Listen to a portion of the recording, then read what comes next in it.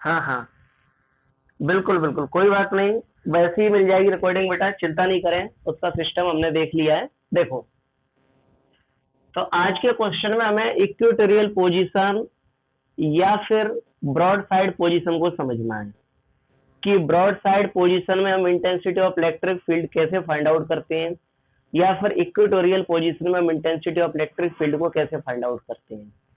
तो पहले हम ये देख लें कि इक्वेटोरियल पोजीशन होती क्या है या फिर ब्रॉड साइड पोजीशन होती क्या है। इससे पहले हम एक्सेल साइड को पढ़ चुके हैं, तो उससे ये वाली डेरिवेशन आपको ज्यादा जल्दी समझ में आ जाएगी। क्वेश्चन में साफ साफ लिखा है, find out the intensity of electric field due to electric dipole in broad side position. हमें इलेक्ट्रिक डाइपोल में ब्रॉड साइड पोजीशन में इंटेंसिटी ऑफ इलेक्ट्रिक फील्ड को फाइंड आउट करना है। तो सबसे पहले हम इलेक्ट्रिक डाइपोल बना लें, फिर उसकी broad side position equatorial position अपने आप बन जाएगी। देखो कैसे। सबसे पहले हम एक इलेक्ट्रिक डाइपोल बनाते हैं। आपके सामने ये बना इलेक्ट्रिक डाइपोल, ये पॉजिटिव चार्ज, ये नेगेटिव चार्ज। पॉजिटिव चार्ज जहां रखा है उस पॉइंट का नाम है पॉइंट ए, नेगेटिव चार्ज जहां रखा है उस पॉइंट का नाम है पॉइंट बी। और इन दोनों का सेंटर पॉइंट है ओ, और इसके लेफ्ट साइड की हाफ डिस्टेंस है एल, और सेकंड हाफ डिस्टेंस है एल, और टोटल मिलाकर के इनके बीच की डिस्टेंस हो जाती है 2l। ठीक, ये आपका इलेक्ट्रिक डाइपोल बन चुका है जो आपको पहले से बनाना आता है। और आप ये भी जानते हैं कि आज हमने इलेक्ट्रिक डाइपोल सीधा बनाया हुआ है, कल के क्वेश्चन में उल्टा था। देखो सीधा बना है, पॉजिटिव पहले नेगेटिव बाद में, पॉइंट ए पहले बी बाद में, और एक्सल साइड में पॉइंट बी पहले बना हुआ था नेगेटिव चार्ज, ए वाला बाद में बना था पॉजिटिव चार्ज। इसमें ऐसी कोई दिक्कत है नहीं है, इसलिए सीधा बना हुआ है। कैसे, अभी देखना। क्वेश्चन में लिखा है इस इलेक्ट्रिक डाइपोल के हमें ब्रॉड साइड पोजीशन में इंटेंसिटी ऑफ इलेक्ट्रिक फील्ड को फाइंड आउट करना है। लेकिन शायद ब्रॉड साइड वर्ड को आप ना समझ पा रहे हो, तो एक वर्ड लिखा हुआ है इक्वेटोरियल पोजीशन। इक्वेटोरियल मतलब परपेंडिकुलर, इक्वेटोरियल मतलब परपेंडिकुलर, यानी कि आपका ये जो इलेक्ट्रिक डाइपोल है इसके परपेंडिकुलर डायरेक्शन में हमें इंटेंसिटी ऑफ इलेक्ट्रिक फील्ड को फाइंड आउट करना है, जो कि इसको 90 डिग्री एंगल पर बाइसेक्ट करती है। ठीक, दूसरी बात, जो ब्रॉड साइड पोजीशन वर्ड लिखा हुआ है, ब्रॉड साइड पोजीशन का मीन्स क्या है कि एक ऐसी पोजीशन पर पॉइंट आपको लेना है जो पॉइंट इसके एक्सिस के परपेंडिकुलर हो। जैसे कि आपका इलेक्ट्रिक डाइपोल कौन से एक्सिस पर बना हुआ है, एक्स एक्सिस पे। ऐसे में आपका इलेक्ट्रिक डाइपोल बना है तो कौन से एक्सिस पे है, एक्स एक्सिस पे। अब आपको ब्रॉड साइड पोजीशन में इंटेंसिटी ऑफ इलेक्ट्रिक फील्ड को फाइंड आउट करना है। इसका मतलब आपको जो पॉइंट पी आप ले रहे हैं intensity of electric field find out करने के लिए, वो आप इस तरह से ऊपर की ओर लेंगे जिससे वो पॉइंट पी का एक्सिस आपके इलेक्ट्रिक डाइपोल के एक्सिस को यहाँ पर क्या करे, 90 डिग्री के एंगल पर बाइसेक्ट करे। तब इस पॉइंट पी की जो पोजीशन होगी, इस पॉइंट पी की पोजीशन को हम बोलते हैं ब्रॉड साइड पोजीशन, जिसका सीधा सीधा मतलब होता है इक्वेटोरियल पोजीशन। ठीक, अब हम देखते हैं, सबसे पहले हम इक्वेटोरियल पोजीशन में एक पॉइंट मान लेते हैं। तो हमने इक्वेटोरियल पोजीशन में ऊपर एक पॉइंट मान लिया, और ये जरूरी नहीं है कि आप इक्वेटोरियल पोजीशन में जो पॉइंट ले रहे हैं पी वो ऊपर ही लें, आपको तो 90 डिग्री के एंगल पर लेना है। आप पॉइंट पी नीचे भी ले सकते हैं तो वो भी उसको 90 डिग्री के एंगल पर कट करेगा, लेकिन नॉर्मल हम ऊपर ही लेते हैं। ठीक, ये पॉइंट पी आपने जो ऊपर लिया है वो इस इलेक्ट्रिक डाइपोल के सेंटर से स्मॉल आर मीटर की डिस्टेंस पर है। इलेक्ट्रिक डाइपोल का सेंटर ओ है, इससे स्मॉल आर मीटर की डिस्टेंस पर आपका इक्वेटोरियल का पॉइंट पी है, जिस पर आप इंटेंसिटी ऑफ इलेक्ट्रिक फील्ड को फाइंड आउट करेंगे। सब बच्चे एक एक चीज ध्यान से समझना, जहां नजर आपकी हटी बोर्ड से वहां दुर्घटना घटी, ये समझ लेना, समझ में नहीं आएगा वो स्टेप बेकार। तो ये पॉइंट पी किस पोजीशन में माना जाएगा, इक्वेटोरियल पोजीशन में या फिर ब्रॉड साइड पोजीशन में। अब इस पॉइंट पी की जो इस इलेक्ट्रिक डाइपोल के सेंटर से डिस्टेंस है वो स्मॉल आर मीटर है। इस पॉइंट पी पर आप जानते हैं कि हम intensity of electric field find out करना चाहते हैं, तो इस पॉइंट पी पर इंटेंसिटी ऑफ इलेक्ट्रिक फील्ड बनाएगा कौन, charge. Intensity of electric field को कौन बनाता है? चार्ज ही तो बनाते हैं। पॉजिटिव चार्ज अपनी इंटेंसिटी ऑफ इलेक्ट्रिक फील्ड बनाएगा और नेगेटिव चार्ज अपनी इंटेंसिटी ऑफ इलेक्ट्रिक फील्ड बनाएगा। तो हम यहाँ देखते हैं कि सपोज दैट ये पॉजिटिव चार्ज अपनी इंटेंसिटी ऑफ इलेक्ट्रिक फील्ड बना रहा है, एरो का निशान लगा हुआ है कि पॉजिटिव चार्ज इस डायरेक्शन में इस तरह से पॉइंट P पर अपनी इंटेंसिटी ऑफ इलेक्ट्रिक फील्ड बना रहा है, जिसकी डायरेक्शन पॉइंट P की ओर है। और अगर हम इसे आगे निकालें इस तरह से तो ये ऐसे निकलेगा। और पॉजिटिव चार्ज की जो इंटेंसिटी ऑफ इलेक्ट्रिक फील्ड है उसे हमने किससे बता दिया? E1 से। अब नेगेटिव चार्ज अपनी इंटेंसिटी ऑफ इलेक्ट्रिक फील्ड बनाएगा, वो भी पॉइंट P पर बनाएगा। तो हम एक लाइन नेगेटिव चार्ज से निकालते हैं इस तरह से। ये नेगेटिव चार्ज अपनी इंटेंसिटी ऑफ इलेक्ट्रिक फील्ड बना रहा है, एरो का निशान दिख रहा है कि नेगेटिव चार्ज अपनी इंटेंसिटी ऑफ इलेक्ट्रिक फील्ड बना रहा है पॉइंट P पर। और जो नेगेटिव चार्ज अपनी इंटेंसिटी ऑफ इलेक्ट्रिक फील्ड बनाएगा पॉइंट P पर, उसको हम किससे बताएंगे? E2 से बताएंगे, क्योंकि पॉजिटिव चार्ज की intensity of electric field E1, यहाँ भी लिख देते हैं E1, और नेगेटिव चार्ज की intensity of electric field E2।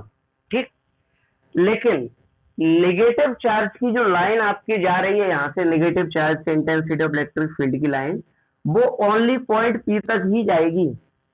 Point P के बाद ये लाइन आगे ऐसे नहीं निकलने वाली, ऐसे जैसे पॉजिटिव चार्ज की निकल गई ना आगे, वैसे नेगेटिव चार्ज की इंटेंसिटी ऑफ इलेक्ट्रिक फील्ड की E2 वाली जो लाइन है वो ऐसे आगे की ओर नहीं निकलने वाली। क्यों भाई, ऐसा क्यों? अन्याय क्यों किया जा रहा है इनके साथ? एक आगे निकल गई और एक आगे नहीं निकल रही है, एक उसे बाइसेक्ट नहीं कर रही है, ऐसा क्यों? तो इसके पीछे वजह यही है कि एक दूसरे को इंटरसेक्ट नहीं करेंगे, क्योंकि इंटरसेक्ट ना करने के पीछे वजह ही है। और ऐसा जरूरी भी नहीं है कि केवल पॉजिटिव चार्ज की ही लाइन आगे निकली, दोनों में से कोई एक लाइन आगे निकल सकती है। या तो ये पॉजिटिव चार्ज की जो इंटेंसिटी ऑफ इलेक्ट्रिक फील्ड वाली लाइन है E1 वाली, वो यहीं रुक जाए, वो आगे ना निकले, तो फिर आपकी नेगेटिव चार्ज वाली जो लाइन है E2 की, वो आगे निकल जाएगी। और अगर पॉजिटिव चार्ज की आगे निकल गई है तो फिर जो नेगेटिव चार्ज की इंटेंसिटी ऑफ इलेक्ट्रिक फील्ड की जो लाइन जा रही है E2 वाली, वो केवल यहीं रह जाएगी, वो आगे नहीं निकलेगी। कहने का मतलब दोनों में से केवल एक ही लाइन आगे निकलेगी, कोई सी भी एक आप निकाल दो, दोनों लाइन आगे नहीं निकल सकती। क्यों? उसके पीछे वजह ये है कि अगर आप नेगेटिव चार्ज वाली भी लाइन को ऐसे आगे निकाल देते हैं और इस पर लिख देते हैं E2, तो आप देखेंगे कि पॉजिटिव चार्ज की इंटेंसिटी ऑफ इलेक्ट्रिक फील्ड की लाइन E1, नेगेटिव चार्ज की इंटेंसिटी ऑफ इलेक्ट्रिक फील्ड की लाइन E2, दोनों लाइन एक दूसरे को इंटरसेक्ट कर रही है। इंटरसेक्ट कर रही है वो तो चलो ठीक है, कोई दिक्कत नहीं है, लेकिन इंटरसेक्ट करने से इफेक्ट ये पड़ रहा है कि ये दो अलग अलग लाइनें दो अलग अलग इंटेंसिटी को शो कर रही है। Intensity of electric field E1 इस डायरेक्शन को शो कर रही है, इस साइड की ओर। Intensity of electric field E2 वाली जो लाइन जा रही है वो इस डायरेक्शन को शो कर रही है, इधर की ओर। अलग अलग डायरेक्शन शो कर रही है। Intensity of electric field positive charge जो बना रहा है E1 उसकी डायरेक्शन अलग हो गई, और नेगेटिव चार्ज जो बना रहा है E2 उसकी डायरेक्शन अलग हो गई। और जबकि दोनों इंटेंसिटी आप एक ही पॉइंट पर निकाल रहे हैं, पॉइंट P पर दोनों इंटेंसिटी एक ही पॉइंट पर निकाल रहे हैं, लेकिन डायरेक्शन दो हो रही है, एक इस साइड E1 की और एक इस साइड E2 की। और इंटेंसिटी ऑफ इलेक्ट्रिक फील्ड में दो डायरेक्शन कभी नहीं हो सकती, दो डायरेक्शन पॉसिबल नहीं है इंटेंसिटी ऑफ इलेक्ट्रिक फील्ड में। ऐसा क्यों? क्योंकि हम आपको पहले क्वेश्चन में लिखवा चुके हैं, जहां हमने आपको बेसिक क्वेश्चन लिखवाया इंटेंसिटी ऑफ इलेक्ट्रिक फील्ड का, उसमें कि इंटेंसिटी ऑफ इलेक्ट्रिक फील्ड एक वेक्टर क्वांटिटी है। और वेक्टर क्वांटिटी का मतलब होता है जिसकी डायरेक्शन फिक्स हो और जिसकी ओनली सिंगल डायरेक्शन हो, डबल डायरेक्शन ना हो या डायरेक्शन चेंज ना हो। तो जब ये वेक्टर क्वांटिटी है तो फिर इसके दो डायरेक्शन कैसे हो सकती है? इसकी तो एक ही डायरेक्शन होगी। इसलिए ऐसी कंडीशन में जब एक लाइन आगे निकल जाती है तो दूसरी लाइन उसको इंटरसेक्ट नहीं करती है, चाहे कोई सी भी लाइन आगे निकल जाए, चाहे E1 वाली आगे निकल जाए चाहे E2 वाली, कोई एक लाइन आगे निकल जाएगी, दूसरी वाली वहीं रुक जाएगी। तो फिर दूसरी वाली क्या करेगी? दूसरी वाली लाइन करेगी ये कि यहाँ से नेगेटिव चार्ज से इंटेंसिटी ऑफ इलेक्ट्रिक फील्ड बनी E2 पॉइंट P तक पहुंची और उसे बुरा लग गया कि E1 वाली पहले ही निकल चुकी है, अब मैं आगे कट करके इसको नहीं जा सकती, ये मेरे नियम के खिलाफ है, इसलिए जो सेकंड लाइन है इंटेंसिटी ऑफ इलेक्ट्रिक फील्ड की, वो वापस इसी रास्ते से लौट के आ जाएगी। इसलिए आपको यहाँ पर डबल एरो के निशान लगे मिलेंगे, एक की वो जा रही है और दूसरा एरो दिखा रहा है कि वो वापस उसी रास्ते से लौट करके आ रही है, क्योंकि वो आगे नहीं जा सकती, एक निकल चुकी है, नहीं तो उसे काटना पड़ेगा, जो कि उसके नियम के खिलाफ है। अब क्या होगा, ये तो दोनों की बात हो गई कि पॉजिटिव चार्ज ने अपनी इंटेंसिटी ऑफ इलेक्ट्रिक फील्ड बना ली E1, नेगेटिव चार्ज की लाइन यहाँ से गई, उसने अपनी इंटेंसिटी ऑफ इलेक्ट्रिक फील्ड बना ली E2, जो कि गई पॉइंट P तक, उदास होकर के वापस लौट आई। अब एक बीच में तीसरी लाइन निकलेगी यहाँ पर, इसकी लाइनों का बड़ा खेल है। अब एक बीच में तीसरी लाइन निकलेगी यहाँ पर, और ये तीसरी लाइन ना E1 होगी ना E2 होगी, ये तीसरी लाइन होगी ओनली E। क्या होगी, जो थर्ड लाइन यहाँ पर निकल रही है, ये थर्ड लाइन होगी ओनली E, जो होगी final intensity of electric field on point P। Point P की जो total intensity of electric field बनेगी, उसको आप यहाँ E से बताएंगे, ये आपकी total intensity of electric field होगी E।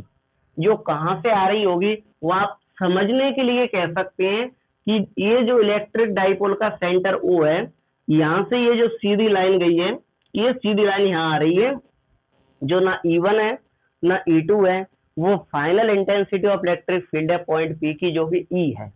ठीक, एक बात और, आप यहाँ देखेंगे कि जो फाइनल इंटेंसिटी E1 है, जो फाइनल इंटेंसिटी E है, और पॉजिटिव चार्ज की intensity of electric field E1 है, इनके बीच में यहाँ कुछ एंगल बन रहा है, दिख रहा है एंगल बनता हुआ।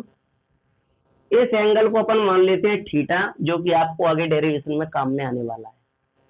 और इसी तरह से आप देखेंगे कि फाइनल इंटेंसिटी E के साथ इधर जो नेगेटिव चार्ज की इंटेंसिटी है E2, इस वाली लाइन के बीच में भी एंगल बन रहा है, जिसे भी अपन मानेंगे थीटा। और देखेंगे खास बात यह है कि जितना एंगल ऊपर बन रहा है फाइनल इंटेंसिटी E और E1 के बीच में, ऊपर जितना एंगल बन रहा है थीटा, उतना ही एंगल नीचे बन रहा है फाइनल इंटेंसिटी E और E2 के बीच में।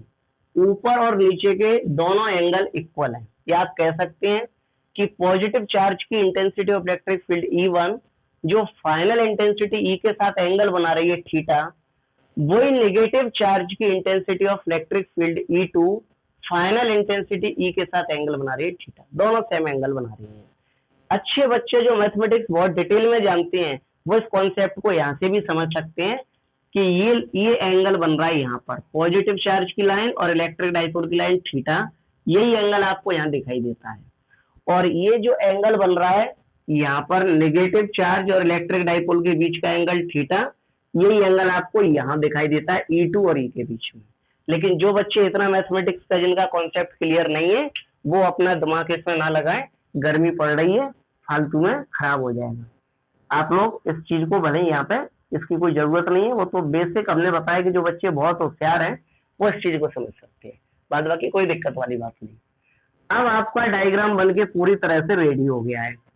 सबसे पहले तो हमें इस डायग्राम में डेफिनेशन लिखना होगी ब्रॉड साइड पोजीशन की, कि ब्रॉड साइड पोजीशन क्या होता है या इक्विटोरियल पोजीशन क्या होती है, जिस तरह से हमने उसमें एक्सल साइड की डेफिनेशन लिखी थी।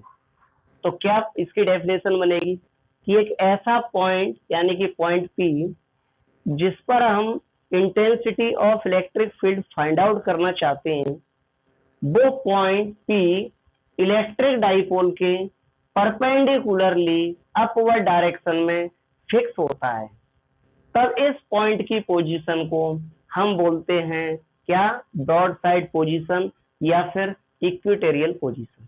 ठीक, अब सब बच्चे पहले इसकी डेफिनेशन लिखें फटाफट, फिर अपन इसके आगे की कुछ बात सीखेंगे।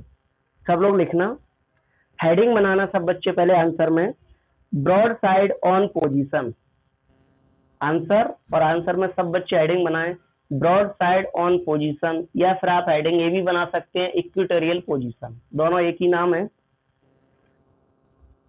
ब्रॉड साइड ऑन पोजीशन या फिर इक्विटोरियल पोजीशन। हेडिंग बना के और अब आप डैश करके लिखना, if the point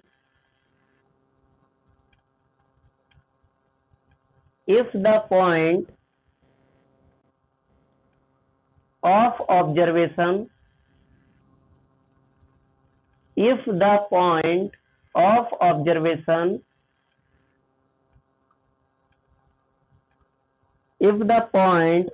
observation lies on the perpendicular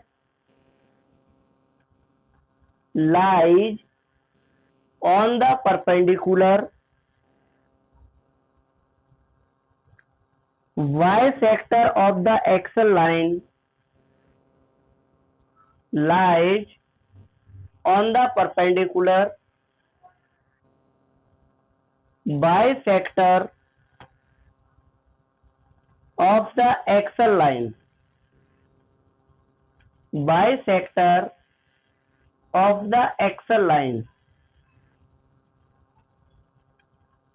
comma then this position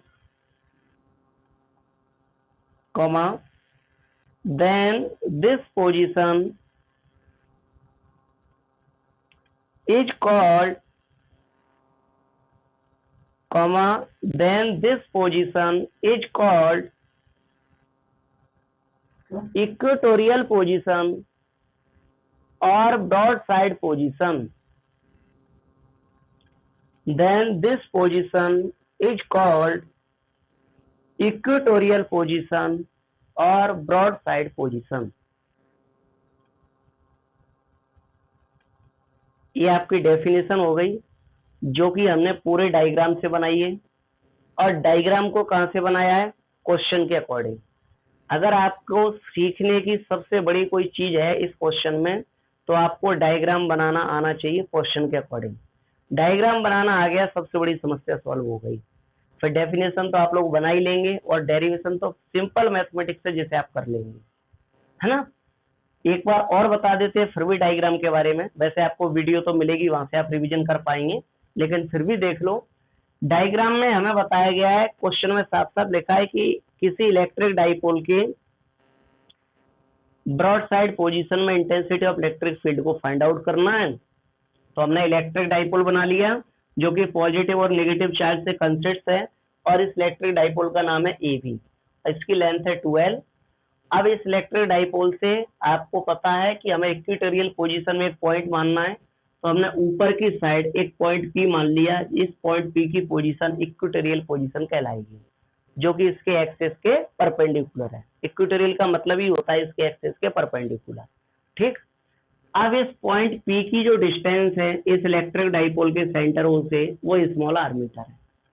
इस पॉइंट P पर आपको intensity of electric field find out करना है जो कि चार्ज बनाता है। तो आपको पता है पॉजिटिव चार्ज अपनी इंटेंसिटी ऑफ इलेक्ट्रिक फील्ड बनाएगा जिसे हमने E1 मान लिया। नेगेटिव चार्ज अपनी इंटेंसिटी ऑफ इलेक्ट्रिक फील्ड बनाएगा जिसे हमने E2 मान लिया। दोनों के बीच में ये जो बीच से सेंटर से लाइन जा रही है अपनी इंटेंसिटी ऑफ इलेक्ट्रिक फील्ड बनाएगी जो है final intensity of electric field E। और E1 और E के बीच में एंगल थीटा और E2 और E के बीच में भी यहाँ same angle theta. Diagram ready. अब जैसा डायग्राम हमने बनाया है वैसा हम उस डायग्राम के बारे में पहले कुछ लिखेंगे। कैसे देखना, सबसे पहले हम यहाँ देखेंगे कि हमने AB बनाया। AB क्या है? Electric dipole.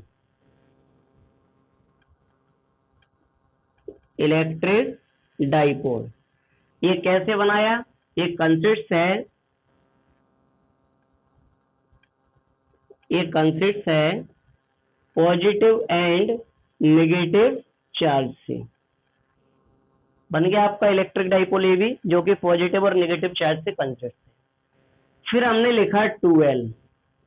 2L क्या है? लेंथ है ऑफ इलेक्ट्रिक डाइपोल। 2L है आपका लेंथ ऑफ इलेक्ट्रिक डाइपोल की लेंथ, ठीक। इसके बाद आपने पॉइंट P को लिया तो हम यहाँ लिखेंगे P is point in equatorial position. किस पोजीशन में पॉइंट है ये? इक्वेटोरियल पोजीशन में। इक्वेटोरियल पोजीशन,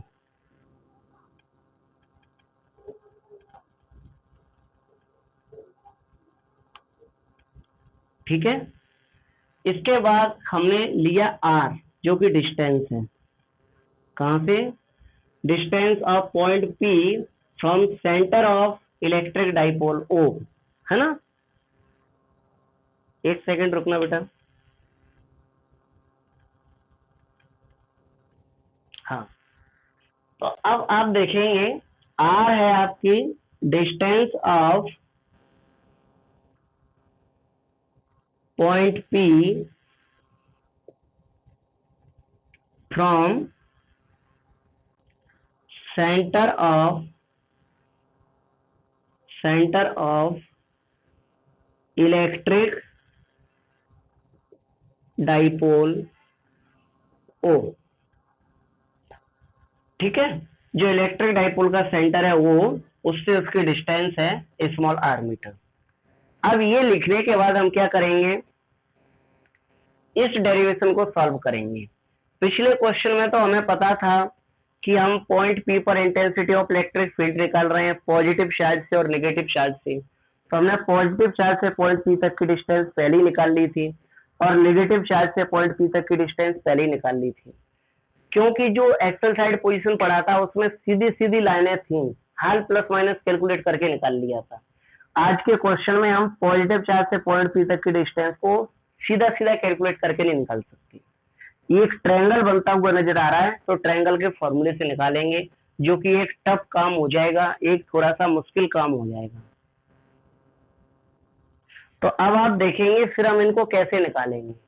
तो इसका सॉल्यूशन ये रहेगा कि पहले हम इसे लिख लेते हैं। पहले क्या कर लेते हैं, इसे लिख लेते हैं कि पॉजिटिव चार्ज पॉइंट पी पर कितनी इंटेंसिटी ऑफ इलेक्ट्रिक फील्ड बना रहा है, उसे डायरेक्ट लिख लेते हैं। पॉजिटिव चार्ज से पॉइंट पी तक की डिस्टेंस बाद में निकाल लेंगे जब जरूरत पड़ेगी तब। इसी तरह से नेगेटिव चार्ज पॉइंट पी पर अपनी इंटेंसिटी ऑफ इलेक्ट्रिक फील्ड कितनी बना रहा है, पहले उसे निकाल लेते हैं। जो नेगेटिव चार्ज से पॉइंट पी की डिस्टेंस की जरूरत पड़ेगी उसे बाद में निकाल लेंगे जब जरूरत पड़ेगी तब, ठीक। लेकिन उससे पहले आप लोग एक बार मीटिंग को रिज्वाइन कर लो, नहीं तो ये डिस्टर्ब करेगी बीच में अपन को, फिर फ्लो बिगड़ जाएगा। हाँ, अब हम यहाँ सीधा सीधा लिखेंगे intensity of electric field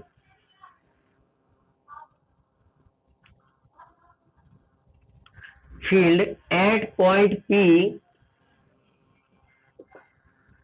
point P due to positive charge.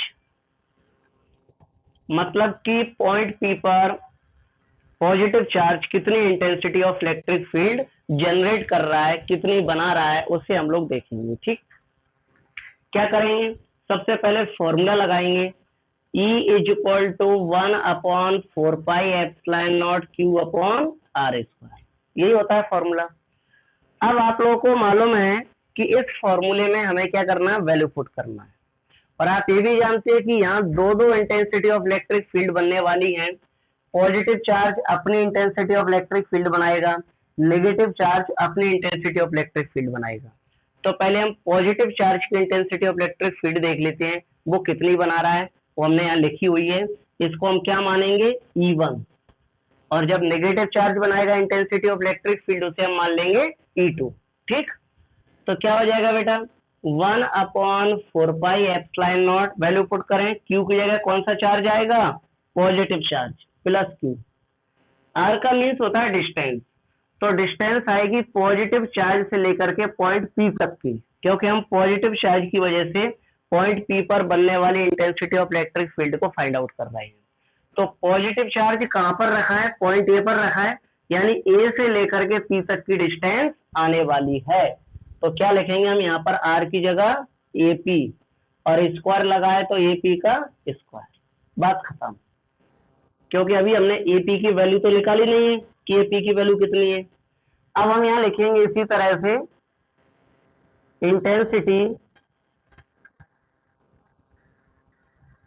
Intensity of electric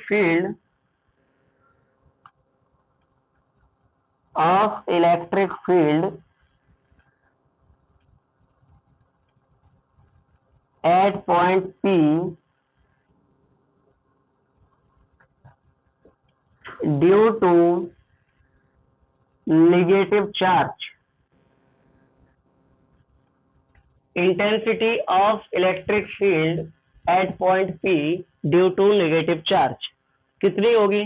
फिर से फॉर्मूला लगाएंगे, E is equal to 1/4πε0 Q upon R square, ये होता है फॉर्मूला। बस इसमें वैल्यू पुट कर दो, E इज इक्वल टू, अब इसको क्या मानेंगे इस बार अपन? E2, क्योंकि पहले वाले को अपन ने क्या माना है? E1, इसको E2, 1/4πε0 Q की जगह चार्ज आ जाएगा नेगेटिव और R की जगह डिस्टेंस। डिस्टेंस कहां से कहां तक आएगी? नेगेटिव चार्ज से लेकर के पॉइंट P तक की, और नेगेटिव चार्ज कहां रखा है? पॉइंट B पर, यानी B से लेकर के P तक की डिस्टेंस आएगी। तो आप यहाँ क्या लिखेंगे? BP, स्क्वायर लगाए तो स्क्वायर, सही है। अब क्या हो जाएगा? E2 is equal to 1/4πε0। अच्छा, अब BP की तो वैल्यू है ही नहीं है, तो उसमें रखना क्या है? कुछ नहीं, ठीक है ठीक है। दोनों इंटेंसिटी ऑफ इलेक्ट्रिक फील्ड अपनी आ गई है, पॉजिटिव चार्ज जितनी बना रहा है, नेगेटिव चार्ज जितनी बना रहा है, आपके सामने रही। अब हम क्या करेंगे? Total intensity of electric field निकालेंगे। तो हम यहाँ लिखेंगे total intensity of electric field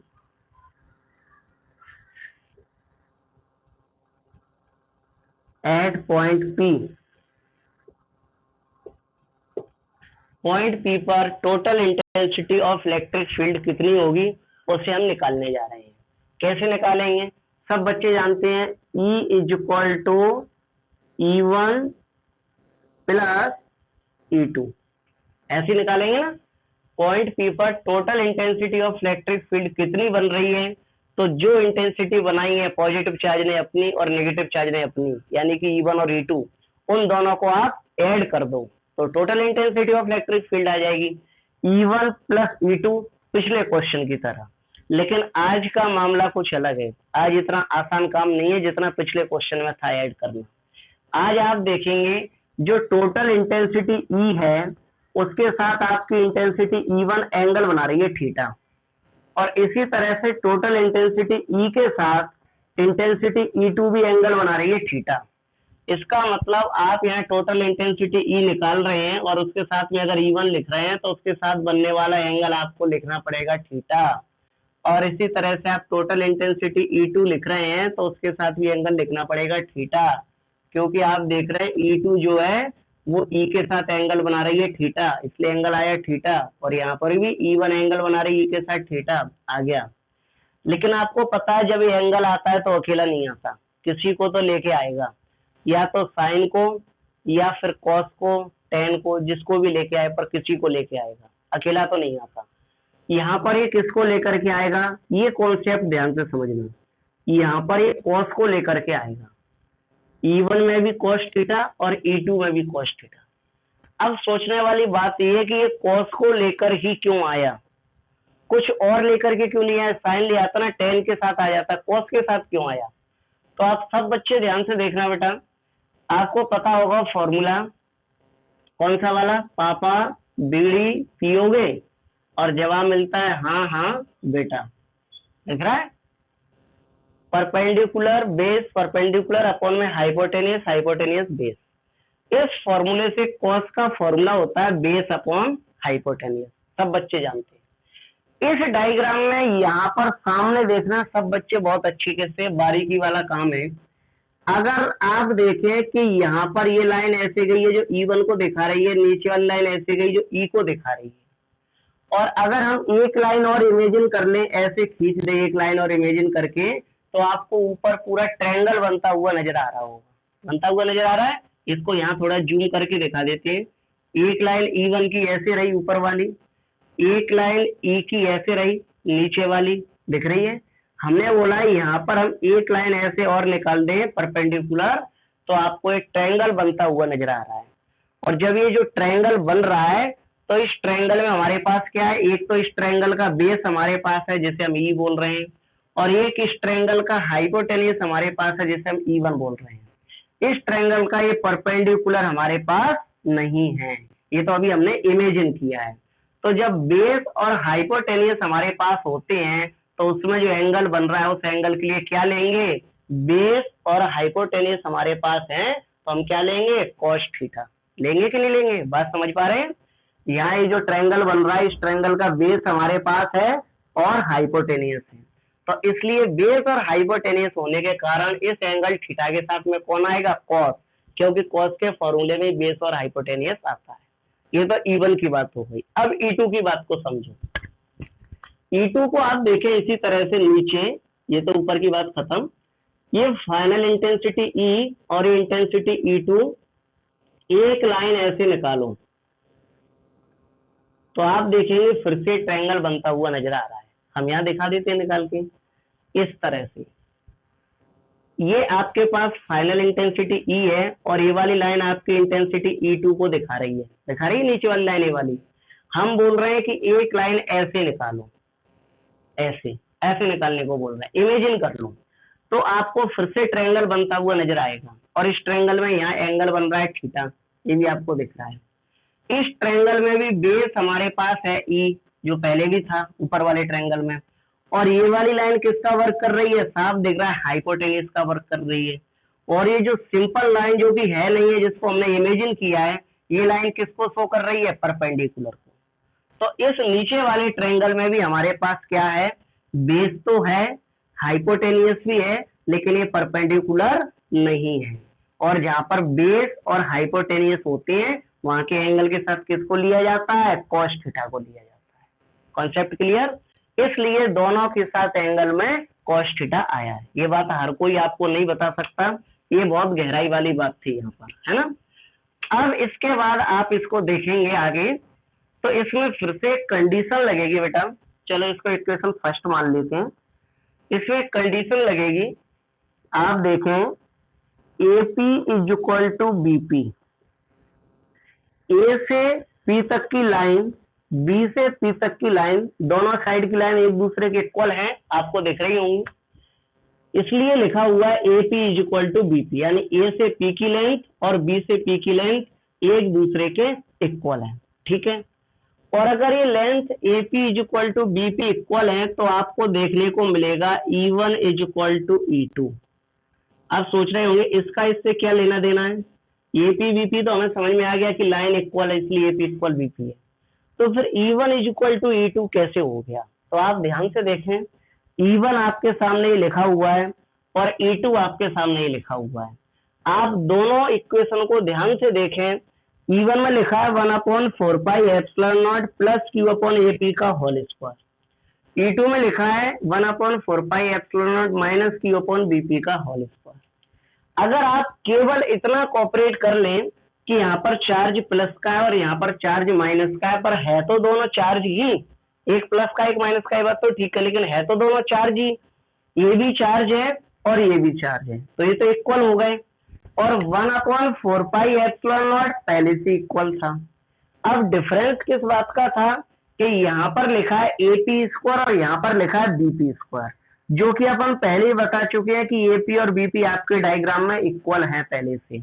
और AP और BP इक्वल जब हो जाएंगे तो इन दोनों इक्वेशन में क्या कोई डिफरेंस बचेगा, कोई डिफरेंस नहीं बचेगा, दोनों इक्वेशन सेम हो जाएंगे। यहाँ भी 1/4 pi epsilon not Q upon AP square हो गया, यहाँ भी 1/4 pi epsilon not Q upon BP की जगह आप क्या लिख सकते हैं, AP स्क्वायर, क्यों, क्योंकि दोनों इक्वल है। तो दोनों इक्वेशन आपकी सेम हो जाएंगी, बस आप इतना कॉपरेट अगर समझे तो कि प्लस साइन और माइनस साइन के डिफरेंस को भूल जाएं। तो दोनों इक्वेशन जब सेम हो गई तो फिर आपकी E1 और E2 की वैल्यू भी सेम हो जाएगी, क्योंकि केवल एक छोटी सी बात का डिफरेंस है कि यहाँ AP स्क्वायर लिखा है और यहाँ BP स्क्वायर लिखा है, जो कि दोनों ऑलरेडी इक्वल हो चुके हैं डायग्राम के अकॉर्डिंग, और जो डिफरेंस था वही इक्वल हो चुका है, वही डिफरेंस ही खत्म हो चुका है। तो E1 और E2 अपने आप इक्वल होने ही होना है, इसलिए E1 is equal to E2। अब हम क्या करेंगे, इस वैल्यू को पुट कर देंगे इस इक्वेशन में, यहाँ इक्वेशन फर्स्ट में, this value put in equation first, क्या हो जाएगा, E is equal to E1 की जगह हम लिखेंगे E1 cos theta plus E2 की जगह भी हम लिखेंगे E1 cos थीटा। ऐसा क्यों?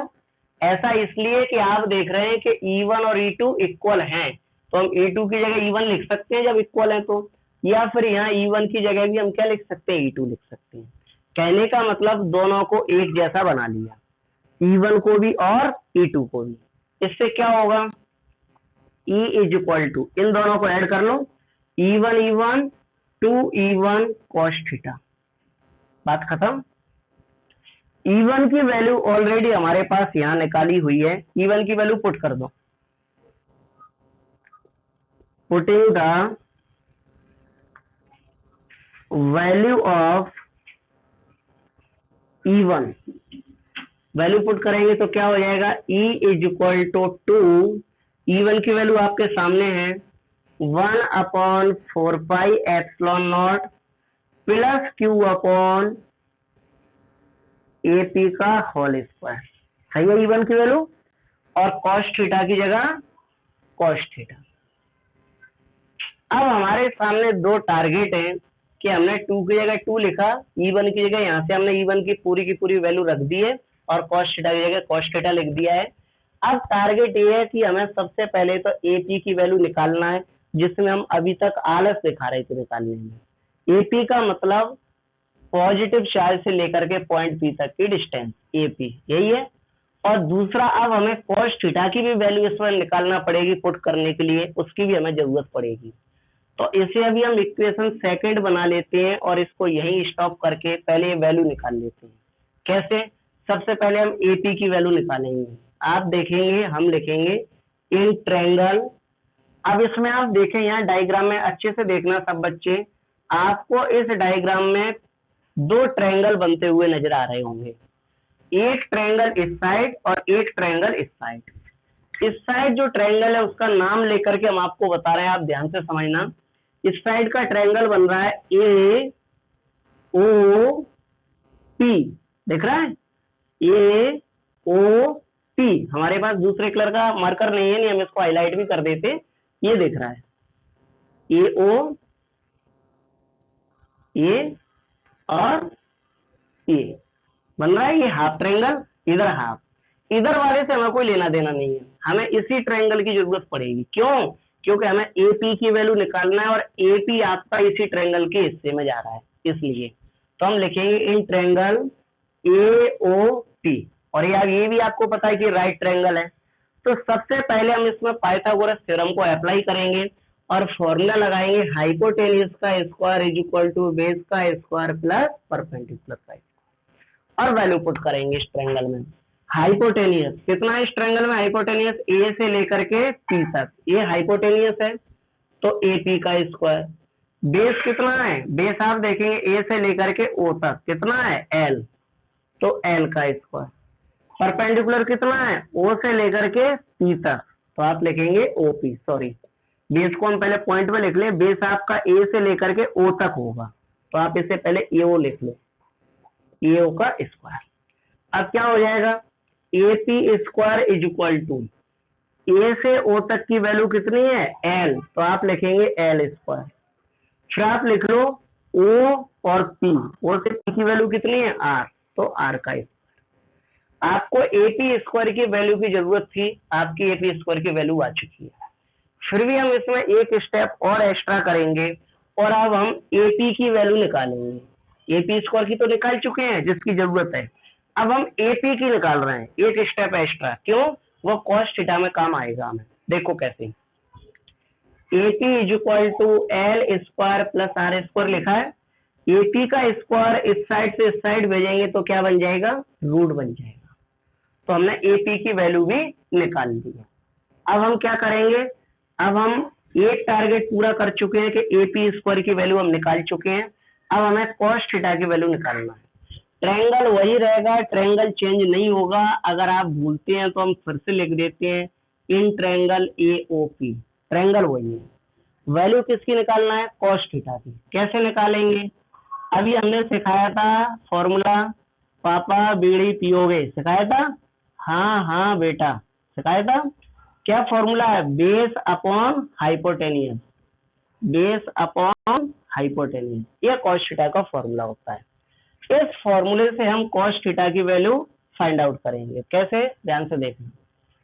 cos theta is equal to, base की वैल्यू कितनी है इस डायग्राम में, इस ट्रायंगल में, ए से लेकर के ओ तक, यही होगा आपका बेस, तो आप लिखेंगे ए ओ। हाइपोटेनियस कितना है, ए से लेकर के पी तक, दिख रहा है, ए से पी तक आपका हाइपोटेनियस है, तो आप लिखेंगे ए पी। अब क्या होगा, वैल्यू पुट कर दो। cos theta is equal to, A O की वैल्यू कितनी है, ए से लेकर के ओ तक की वैल्यू है एल, तो ये आ गया एल। ए पी की वैल्यू कितनी है, हम पहले ही निकाल चुके हैं, बहुत चालाक हैं, निकाला है, रूट में R square plus L square, दिख रहा है, रूट में R square plus L square. किसी में तकलीफ तो नहीं है, यहाँ L square plus R square लिखा और हमने लिख दिया R square plus L square, बात एक ही है, वो तो प्लस होना है दोनों का। अब आपका पूरा target complete, A P square की वैल्यू भी आ गई, cos थीटा की वैल्यू भी आ गई, और ये दोनों वैल्यू जिसके लिए हमने निकाली इक्वेशन सेकंड के लिए, उसमें ये दोनों वैल्यू हम पुट कर देंगे। तो हम लिखेंगे this value put in equation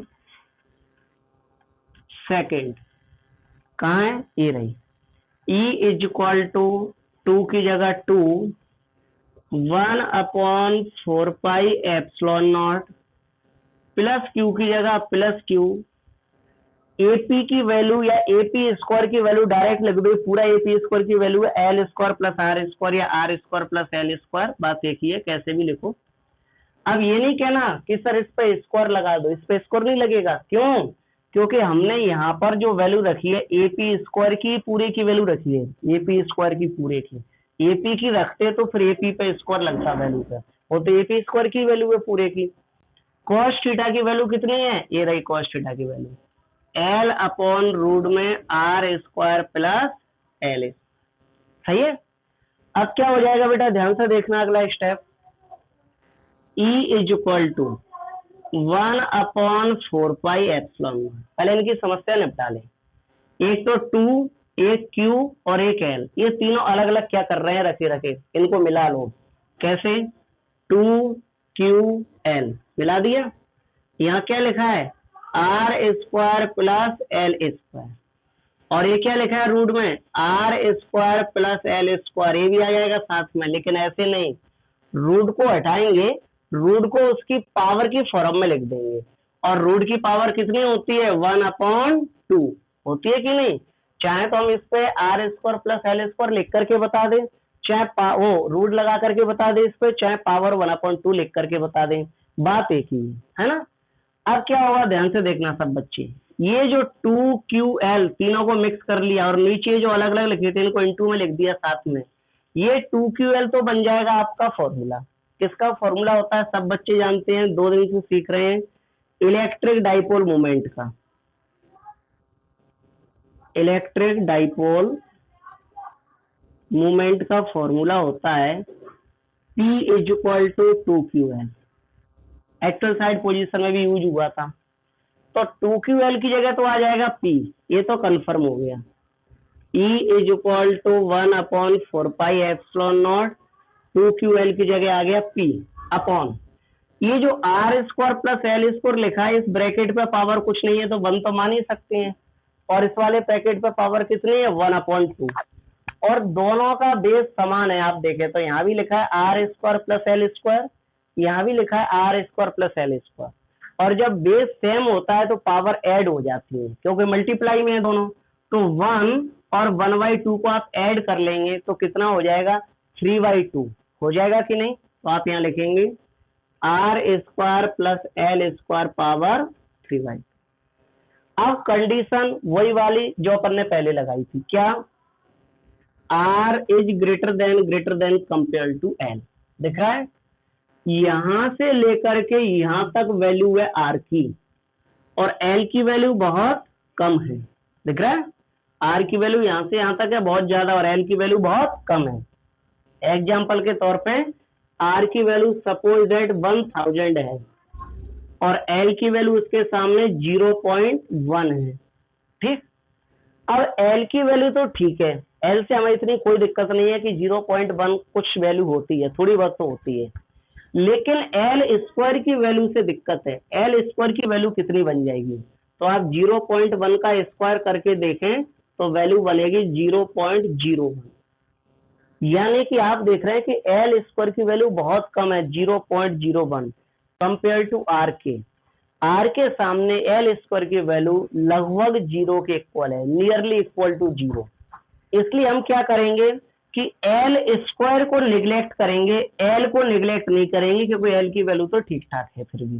बस एल का तो हमने कंपेरिजन किया है कि एल जब आर से बहुत छोटा है तो एल स्क्वायर तो और भी छोटा होगा, इसलिए हम एल स्क्वायर को निग्लेक्ट करेंगे। तो हम यहाँ लिख देते हैं एल स्क्वायर, कॉमा लगा के लिख रहे हैं, निग्लेक्ट कर दिया है हमने, ठीक है, निग्लेक्टेबल है। अब क्या होगा, वैल्यू पुट करो, E is equal to 1/4πε0, P की जगह P आ जाएगा, आर स्क्वायर की जगह आर स्क्वायर आ जाएगा, प्लस एल स्क्वायर की जगह आ जाएगा 0, क्योंकि हमने उसको 0 के इक्वल माना है। और पावर क्या लगी है, 3/2 लगी है। सही चल रहा है। अब क्या होगा, E is equal to 1/4πε0 P upon R square. R square में 0 को प्लस करेंगे तो आर स्क्वायर ही रहेगा। अब क्या हो जाएगा बेटा, ध्यान से देखना कि जो पावर लगी है 3/2 वो तो रहेगी 3/2। अब ये जो अपॉन में 2 है और आर पे स्क्वायर है, इस स्क्वायर से अपॉन का 2 कट जाएगा, कैंसल आउट हो जाएगा। कैंसल आउट हो जाएगा तो क्या देखने को मिलेगा, E इज इक्वल टू 1/4πε0, और ऊपर आपको देखने को मिलेगा P, और नीचे क्या देखने को मिलेगा, R पावर 3, क्योंकि स्क्वायर से अपन 2 कट गया, कंप्लीट। बाहर इसकी यूनिट लिखेंगे न्यूटन पर कूलम। ये आपका इंटेंसिटी ऑफ इलेक्ट्रिक फील्ड आ चुका है ब्रॉड साइड पोजीशन में या फिर इक्वेटोरियल पोजीशन में। अब आप लोगों की पहले समस्याएं सुनी जाएंगी, एक सेकेंड।